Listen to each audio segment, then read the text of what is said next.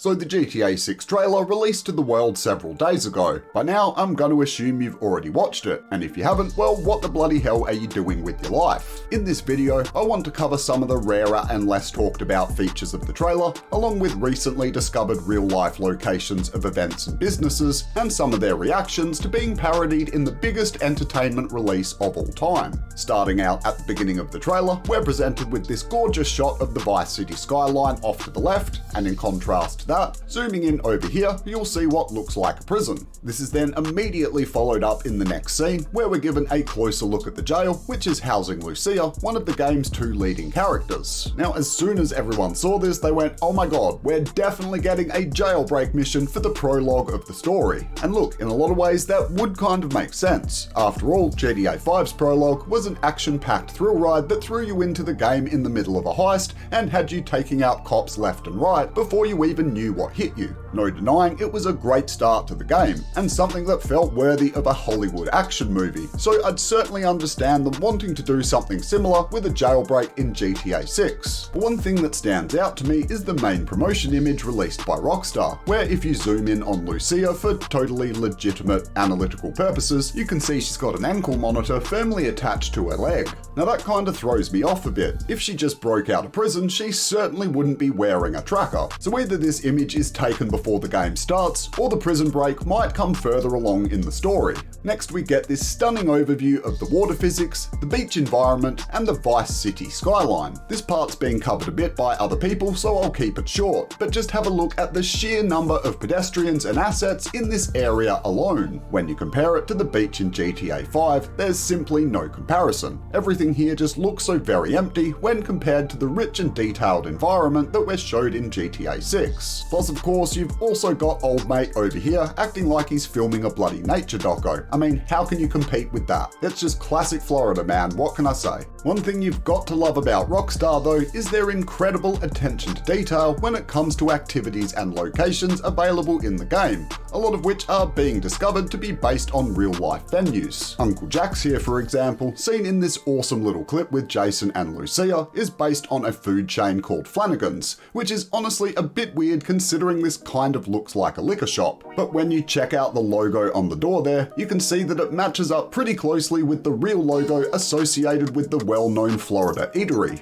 More than that, Flanagan's actually took notice and released a post on social media taking advantage of the recent media storm surrounding GTA 6. I honestly thought that was really cool. Having seen the release of every GTA so far, I've observed a lot of companies and people getting angry over being parodied in a video game, and it's nice to see that some of them are starting to understand the promotional benefits. That is, of course, except for old mate Florida Joker here, who got a bit upset with Rockstar after finding out that his likeness had been used in the new game. He's now talking about wanting them to pay him a couple of $1 million, and let's just be real, I don't like his chances, but the parody within the parody is just excellent. One location I'm really hyped about is the Thrillbilly Mud Club. Florida has a huge off-roading scene and it looks absolutely wild. It looks like it could be based on this real-life location, which seems to have almost the exact same branding and promotional images. Insane lift kits, insane vehicles, and let's face it, insane people. I can see this place being a hell of a lot of fun. And then of course, we've got the infamous Jack of Hearts strip club, or at least that's what they called it in the leaks. But I assume they're still going to go ahead with that, as it's a parody of the King of Diamonds, a real-life strip club currently operating in Miami. But yeah, for fear of getting bonked with a horny stick, I'll just say that this thing totally eclipses the vanilla unicorn in GTA 5 in every single way, and I can't wait to study it for important scientific research. The next one is still a bit of a mystery. We get a quick, not even 2-second clip of another venue, this time looking a lot more like a standard nightclub. Now this could potentially just be the Malibu Club that was seen in Vice City and was originally inspired by the movie Scarface, but the setup isn't quite right.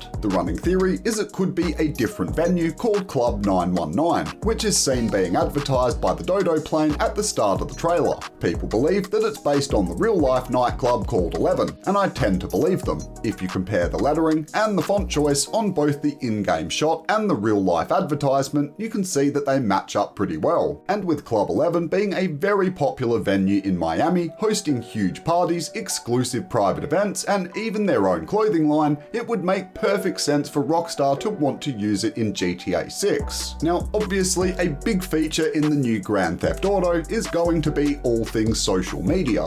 But honestly, I don't see enough people talking about just how much this could affect the story, the missions, and potentially even the open world as well. How cool would it be to see actual footage of your gameplay going viral on the streets of Vice City? Having people coming up to you going, "Damn, that's that dude that took out the entire police force and then accidentally killed himself with a rocket." Like, man, imagine the potential. Another cool little feature that I noticed in this clip here, you can see that the side mirrors actually appear to work, accurately representing the surroundings as we move through the scene frame by frame. In that same vein, buildings now also appear to have accurate and visible interiors when viewing the premises from outside. More obvious in some places than others though, it's hard to say if it'll be for every single building in the game. And finally, I just want to highlight just how vast and amazing this city looks. I mean, it's absolutely huge. When you compare the skyline here to the skyline in GTA 5, you can really see the difference. It kind of boggles the mind as to just how much stuff we're going to have the privilege of exploring. The main thing I enjoy about free roam games is getting to discover all of the little elements scattered throughout the open world. And man, I don't think we're going to get shortchanged. This is going to keep us occupied for months, maybe even years. I tried to cover all of the most interesting stuff I could find. But of course, if you found anything cool yourself, be sure to share it down in the comments below. If you found the video useful, you know the drill, give it the old thumbs up, and if you're new to the channel, do think about subscribing as well. I cover all things Rockstar games, and I'll be releasing a bunch of GTA 6 content over the coming months. But until we meet again, legends, I am Red Nitrate,